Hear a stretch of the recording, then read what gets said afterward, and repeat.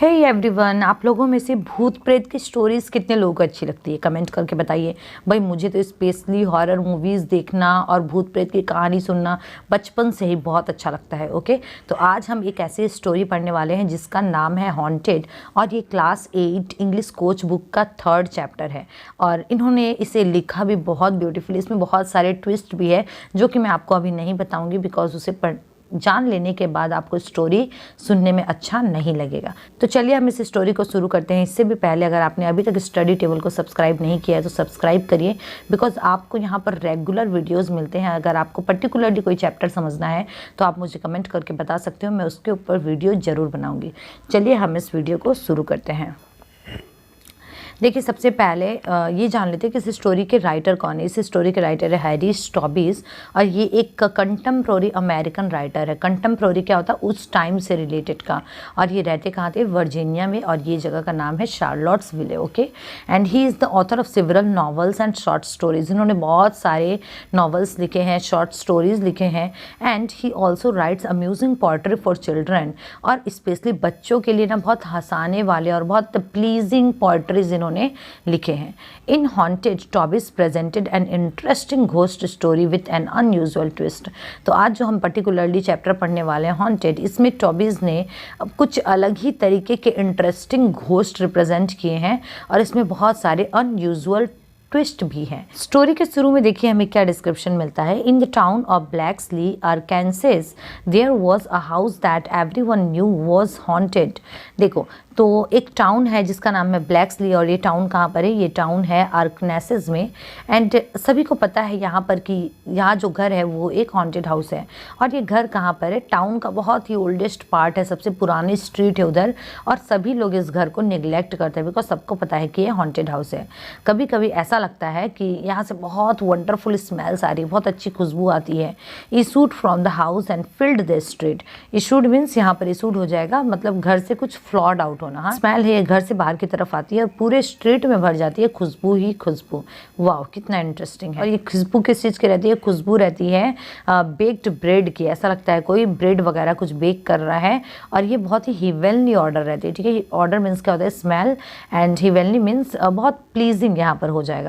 Whenever that happened, people would say that the old house must be a bakery, or at the very least the former home of a fabulous baker. तो जब कभी भी ऐसी खुशबू आती थी तो वहाँ के लोग क्या कहा करते थे कि ये जो घर है ओल्ड हाउस, ये ज़रूर कोई बेकरी हुई होगी, और या फिर किसी बेकर का ये पुराना घर रहा होगा, of a fabulous baker. Okay, अगर आपने ऐसी कोई हॉन्टेड स्टोरी सुनी है या फिर आपने भूतों का एक्सपीरियंस किया है तो मुझे कमेंट करके बताइए, बिकॉज मुझे भी सुनने में बहुत मज़ा आया। नेक्स्ट देखिए, कितनी बार तो ऐसा होता था कि जब कभी भी नेबर्स वहाँ से गुजरते थे तो उनको म्यूजिक ऑफ साउंड आता, एंड कभी कभी ज़ोर ज़ोर से किसी के हंसने की भी आवाज़ आती थी उस खाली घर से, as if there was a wonderful party in full swing. ऐसा लगता था कि भीतर कोई पूरे मज़े से कोई बहुत अच्छी पार्टी इंजॉय कर रहा है। Whenever that happened, the neighbors would look at each other and say, "It sounds like a nice party. I wish I was invited." तो जब कभी भी ऐसा होता था तो नेबर्स वहाँ से गुजरते समय एक दूसरे को ऐसे बोलते थे कि लगता है बहुत अच्छे से पार्टी हो रही है भीतर, काश मैं भी इनवाइटेड होता। तो घोस्ट जो होते हैं ना, जो घर के जो घोस्ट थे वो बहुत ज़्यादा फ्रेंडली थे, लेकिन एट द सेम टाइम कुछ भी हो, आखिर स्पिरिट्स तो स्पिरिट्स ही होते हैं, स्कैरी होते हैं, तो इसीलिए कोई भी भीतर जाने की हिम्मत नहीं करता था। With the possible exception of a young boy being dared by his playmates, no one even ever set foot on the front porch. देखिए, पोर्च मीन्स क्या होता है? बरामदा। तो कुछ एक बार की ऐसी बात है कि कुछ बच्चे खेल रहे थे और उसमें से किसी एक प्लेमेट्स ने एक यंग बॉय को बहुत ज़्यादा चैलेंज किया, और शायद तब वो भीतर गया था। उसके अलावा किसी की भी ऐसी हिम्मत नहीं हुई कि वो भीतर के आंगन में भी अपना पाँव रख पाए। देखिए, एक पर्सन कहीं दूर सिटी से इस विलेज के आसपास आया हुआ था। He saw the empty house. उसने उस खाली घर को देखा और नेबर से पूछा हु ओन्ड इट, इसका मालिक कौन है। He was told that the owner of the property was unknown. तो उसे ऐसा बोला गया था कि इस प्रॉपर्टी का जो ऑनर है ना वो अननोन है, किसी को नहीं पता है, and the property could be bought for back taxes. और ये जो प्रॉपर्टी है ना ये खरीदी जा सकती है कुछ टैक्सेस के लिए। ओके, लेकिन उस पर्सन को, उस स्ट्रेंजर को किसी ने भी नहीं बताया कि इस घर की एक अलग ही अपनी क्यूरियस हिस्ट्री है। The man man went to the city hall and purchase the property. और वो पर्सन क्या किया, सिटी हॉल गया और जाकर उसे खरीद लिया प्रॉपर्टी को। और उसके बाद देखिए soon after moving in however strange things begins to happen. अब जैसे वो घर में रहने लगा उसके साथ कुछ कुछ स्ट्रेंज चीज़ें होने लगी। कभी कभी अजीब सी आवाज़ें आती थी रात के टाइम में, कभी उसे ऐसा लगता था जैसे लाइट ड्रिफ्टिंग हो रही है। ड्रिफ्टिंग क्या होता है, स्लोली आना और स्लोली चले जाना। एंड रूम टू रूम ऐसा लगता था जैसे कोई टॉर्च मार रहा है, ठीक है, कहीं से लाइट भीतर आती थी। ड्रिफ्टिंग मीन्स देखिए यहाँ पर क्या दिया हुआ है, drifting floating slowly through the air. ऐसा लगता था जैसे कोई बाहर से लाइट भीतर ऐसे डाल रहा है और भीतर आवाज़ें आती थी। कभी कभी उसे कोल्ड किचन से मतलब ऐसा लगता था जैसे स्मेल आ रहा है।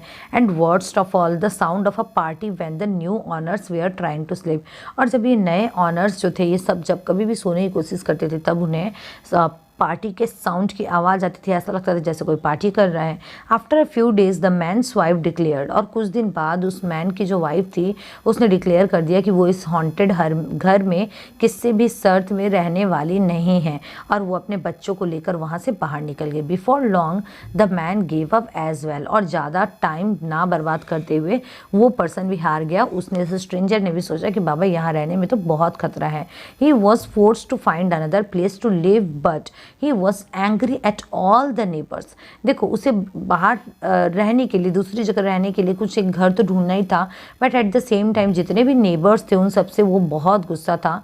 बिकॉज इन लोगों में से किसी ने भी इसे वार्न नहीं किया था, इस घर के रेपुटेशन के बारे में नहीं बताया था, इसीलिए वो बहुत ज़्यादा एंग्री था। At the same time this stranger was also angry with the town board because in लोगों ने भी नहीं बताया था कि ये जो घर है ये ऑक्यूपाइड है घोस्ट के थ्रू।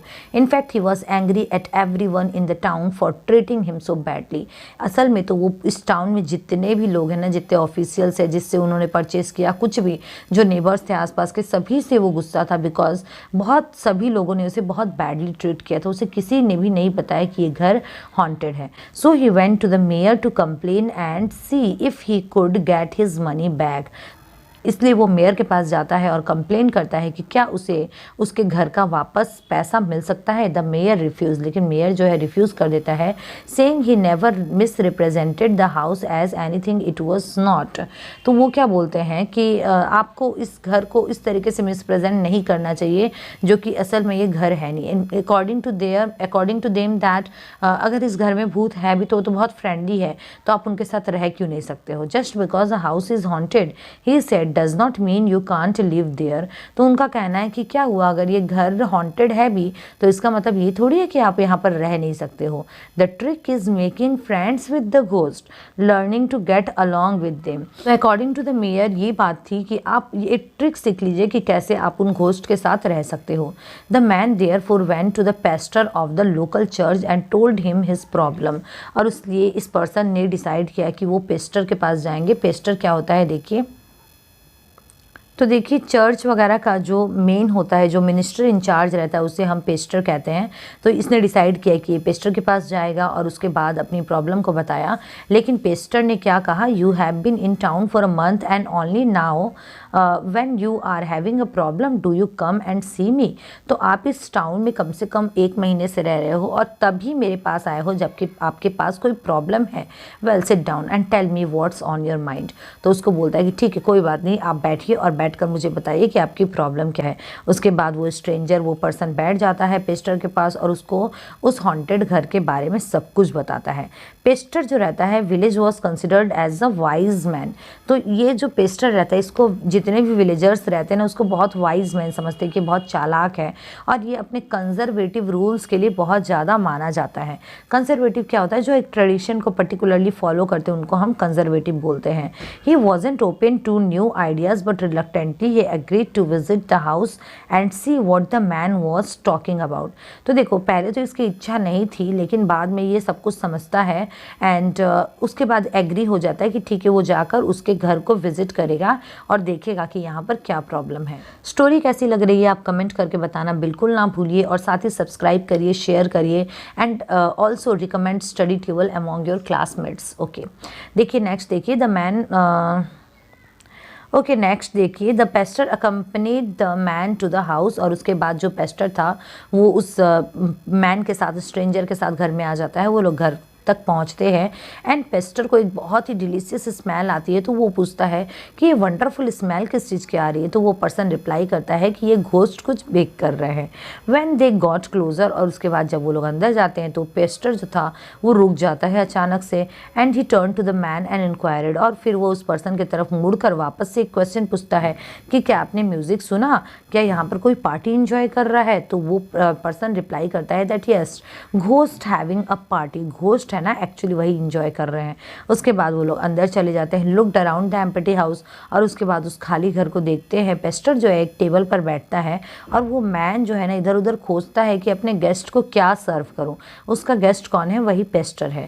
और उसके बाद उसे एक ओल्ड बॉटल मिलती है विस्की की, जो कि उसने एक ग्लास में पोर की, और उसके बाद उसे Pasteur and one for himself, और खुद के लिए और उस पेस्टर के लिए उसने सर्व किया। They toasted to each others health and drank, और उसके बाद वो लोग टोस्ट करते हैं, हम लोग चीयर करते हैं, टोस्ट करते हैं, तो वैसे वो लोग टोस्ट करते हैं और उसके बाद उसको पीना शुरू करते हैं। So you move from Little Rock to Blaxley said the pastor. तो पेस्टर क्या पूछता है, तो अच्छा आप लिटिल रॉक से यहाँ पर ब्लैक्सली तक आए हो। लिटिल रॉक क्या है, उसके टाउन का नाम है। My parents live in little rock, I know the town well. तो वो क्या बोलता है कि हाँ, पेस्टर बोलता है कि मेरे पेरेंट्स जो है ना वो लिटिल रॉक में रहते थे और मैं उस टाउन को बहुत अच्छे से जानता हूँ। तो आज मैं हमारी इस स्टोरी के सस्पेंस को कंटिन्यू करते हुए इस वीडियो को यहीं पर ख़त्म करती हूँ। आप मुझे कमेंट करके बताइए आपको कैसा लगा। अगर आपको सेकंड पार्ट देखना है तो भी मुझे कमेंट करके बताइए, तो फिर मैं इसका सेकंड पार्ट भी जल्दी ही अपलोड करूँगी। Thank you so much for watching study table.